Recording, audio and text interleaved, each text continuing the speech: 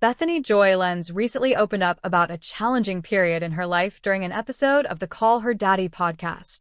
Lenz, 43, discussed her involvement in what she described as a high-control group, which others have referred to as the Big House family cult, as well as her marriage to the leader's son, whom she called QB.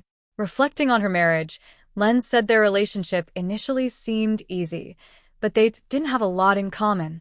She admitted that she felt limited in her options, saying, "I couldn't date a non-Christian, and I couldn't date anyone outside the group, so it became like an arranged situation." She went on to talk about her disappointment with intimacy in the marriage, stating, "I had this expectation that if I saved myself for marriage, I'd have amazing sex and deep intimacy. But after we had sex, I felt sad and disconnected. I realized I had married the wrong person." To try and fix the lack of connection, they created a sex schedule in hopes of maintaining intimacy.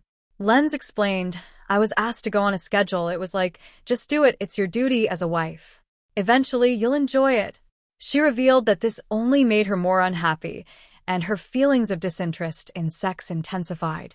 She shared how this affected her later relationships, recalling how picking up boyfriends from the airport triggered memories of the sex schedule from her marriage, leaving her with anxiety and feelings of dread. Lenz also spoke about how her involvement in the group impacted her acting career. The group discouraged her from accepting certain roles, even when she landed auditions for major films and was cast as Belle in Beauty and the Beast on Broadway, which she ultimately turned down due to pressure from the group's leaders.